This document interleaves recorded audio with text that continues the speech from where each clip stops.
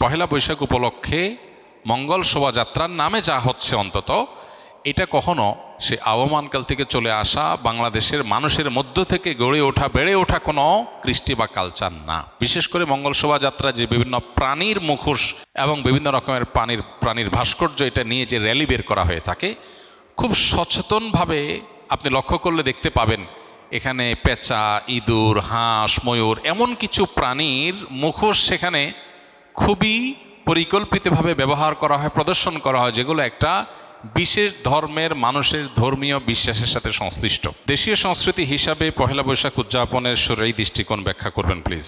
দেখুন, ইসলামে একজন মানুষকে বেঁচে থাকার জন্য আনন্দ, বিনোদন এবং সাংস্কৃতিক যে আয়োজন আছে সেগুলোকে ইসলাম মৌলিকভাবে নিষেধ করে না, বরং পৃথিবীর যে কোনো দেশের যে কোনো অঞ্চলের মানুষের নিজস্ব যে সংস্কৃতি আছে, নিজস্ব যে কৃষ্টি কালচার আছে, এ সমস্ত কৃষ্টি কালচার, আনন্দ, বিনোদন, সংস্কৃতি এগুলোর কোনোটা যদি কোরআন এবং হাদিসের সাথে মৌলিকভাবে কোনো সাংঘর্ষিক কিছু এগুলোতে না থাকে, তাহলে শরিয়া সেগুলোকে অনুমোদন করে, নিষেধ করে না।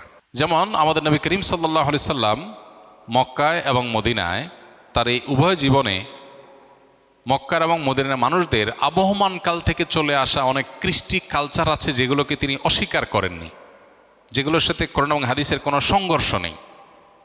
আর যদি কোনোটার কোরআন এবং হাদিসের কোনো বিশেষ নির্দেশনা, নীতিমালা, প্রিন্সিপালস এর কোনো সাংঘর্ষিকতা তিনি দেখতে পেয়েছেন, তাহলে সেটাকে তিনি নিষেধ করেছেন।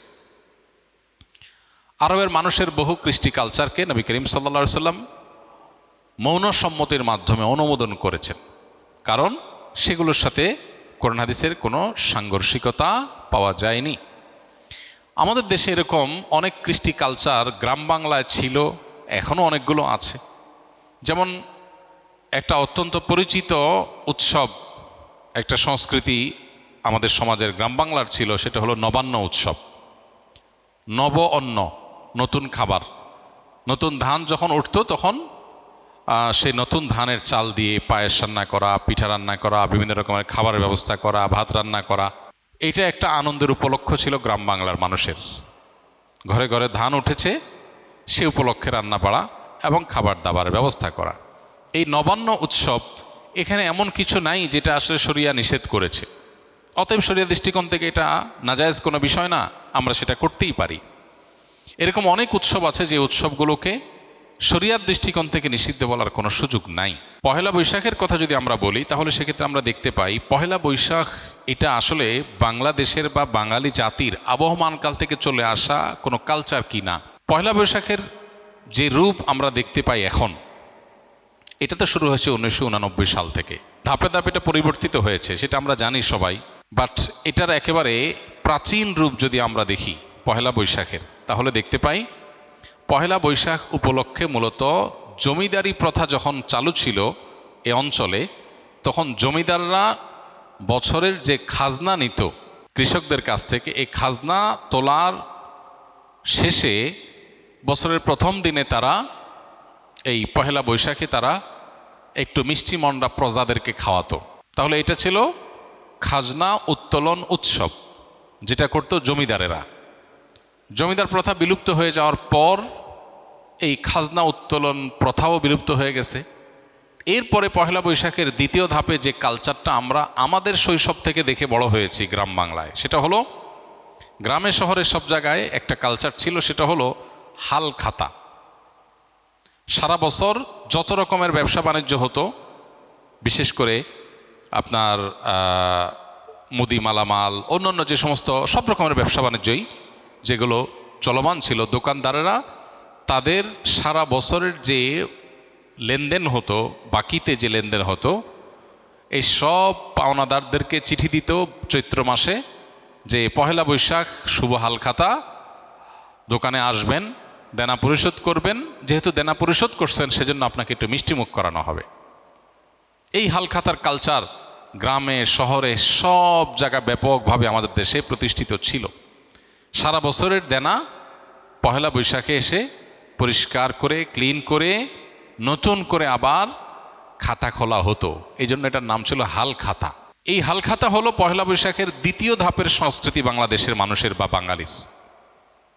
এরপরে 1989 সালে মূলত ঢাকা ইউনিভার্সিটির চারুকলা ইনস্টিটিউট থেকে কিছু শিক্ষক শিক্ষার্থীদের উদ্যোগে সর্বপ্রথম পয়লা বৈশাখ উপলক্ষে যে শোভাযাত্রা বের করা হয়, সেই শোভাযাত্রার নাম ছিল কি? আনন্দ শোভাযাত্রা। কিছুদিনের মধ্যেই সেটার নাম পরিবর্তন হয়ে গেল মঙ্গল শোভাযাত্রা। তারপরে আবার সেটা পরিবর্তিত হয়ে এখন বৈশাখী শোভাযাত্রা বা অন্য কোনো নাম পর্যন্ত হয়তো এসে ঠেকেছে। এই যে মঙ্গল শোভাযাত্রা, যেটি পহেলা বৈশাখ উপলক্ষে দীর্ঘ বেশ অনেক বছর যাবৎ খুব ঘটা করে প্রতিপালিত হয়েছে আমাদের সমাজে, এটা প্রথম কথা হলো বাংলাদেশের মানুষের বা বাঙালি জাতির আবহমান কাল থেকে চলে আসা কোনো কালচার না। কৃষ্টি বা কালচার কোনো কলেজ বিশ্ববিদ্যালয় থেকে পরিকল্পিতভাবে নোট লেখে একদম সাজিয়ে গুছিয়ে কোনো কৃষ্টি বা কালচার এভাবে শুরু হয় না। আমাদের বাংলাদেশের মানুষের যে আবহমান কাল থেকে যে চলে আসা কালচারগুলো একেবারে মানুষের ভেতর থেকে উঠে এসেছে, এই পহেলা বৈশাখ উপলক্ষে মঙ্গল শোভাযাত্রার নামে যা হচ্ছে, অন্তত এটা কখনো সে আবহমানকাল থেকে চলে আসা বাংলাদেশের মানুষের মধ্য থেকে গড়ে ওঠা বেড়ে ওঠা কোনো কৃষ্টি বা কালচার না। এটা হলো প্রথম কথা। দ্বিতীয় কথা হলো যে এই পহেলা বৈশাখের মঙ্গল শোভাযাত্রাকে ঘিরে যত আয়োজন হয়ে থাকে, বিশেষ করে মঙ্গল শোভাযাত্রা যে বিভিন্ন প্রাণীর মুখোশ এবং বিভিন্ন রকমের প্রাণীর ভাস্কর্য এটা নিয়ে যে র্যালি বের করা হয়ে থাকে, খুব সচেতনভাবে আপনি লক্ষ্য করলে দেখতে পাবেন এখানে পেঁচা, ইঁদুর, হাঁস, ময়ূর এমন কিছু প্রাণীর মুখোশ সেখানে খুবই পরিকল্পিতভাবে ব্যবহার করা হয়, প্রদর্শন করা হয়, যেগুলো একটা বিশেষ ধর্মের মানুষের ধর্মীয় বিশ্বাসের সাথে সংশ্লিষ্ট, যেগুলোর অনেকগুলোই হিন্দুদের বিভিন্ন দেবতার বাহন হিসাবে হিন্দু ধর্মে এটি প্রতিষ্ঠিত। এবং এই যে শোভাযাত্রা হয়ে থাকে, এই শোভাযাত্রার আয়োজক চারুকলা ইনস্টিটিউট সংশ্লিষ্ট শিক্ষকবৃন্দ, ব্যক্তিবর্গ বিভিন্ন সময়ে যে সমস্ত বক্তব্য পত্রপত্রিকা দিয়েছেন, আপনি এখনও গুগল করলে, অনলাইনে সার্চ করলে আপনি দেখতে পাবেন যে তারা স্পষ্ট করে বলেছেন মঙ্গল শোভাযাত্রাটা হলো মঙ্গলের উদ্দেশ্যে যাত্রা। মানে এই যাত্রা কেন হচ্ছে? যাতে করে মঙ্গল আসে।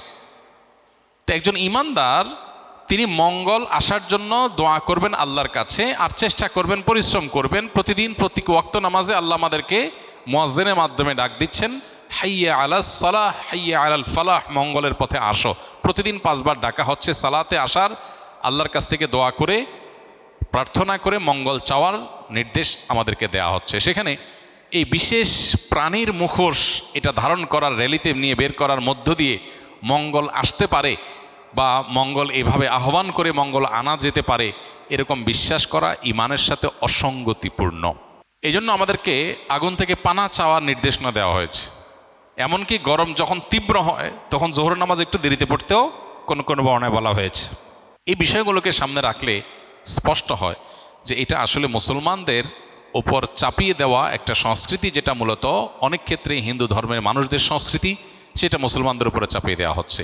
পহেলা বৈশাখকে ঘিরে, মঙ্গল শোভাযাত্রাকে ঘিরে যে কালচার, যে কৃষ্টি আমাদের সমাজে আজ পরিচিতি লাভ করেছে, যেটা আমরা মঙ্গল শোভাযাত্রা দেখতে পাই, এইটাতে আপনি যে সমস্ত উপাদান দেখতে পাবেন, এগুলো মূলত একটা বিশেষ ধর্মের মানুষের ধর্মীয় বিষয় আশয়, সেগুলোকে বাঙালি সংস্কৃতির নামে আমাদের সমাজে গেলানো হচ্ছে। খুবই দুর্ভাগ্যজনক বাস্তবতা। নবীজি বলেছেন, মান তাশাব্বাহা বিকওমিন ফাহুয়া মিনহুম, যে ব্যক্তি কোনো জাতির সাথে সাদৃশ্য গ্রহণ করবে সে তাদের অন্তর্ভুক্ত হয়ে যাবে।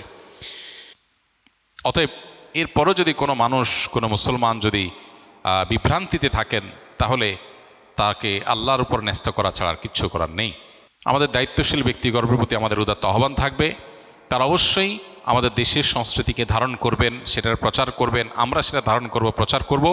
কিন্তু আরোপিত দেশের সংস্কৃতির নামে আরোপিত ভিন্ন ধর্মের বিশ্বাস, চিন্তা, চেতনা, কৃষ্টি, কালচারকে মুসলমানদের মধ্যে গেলাবার চেষ্টা, এটা খুবই দুর্ভাগ্যজনক একটা বিষয়। এটা বন্ধ হওয়া উচিত এবং এটার ব্যাপারে আমাদের সচেতন হওয়া উচিত। আল্লাহ আমাদের সচেতন থাকার তৌফিক দান করুন।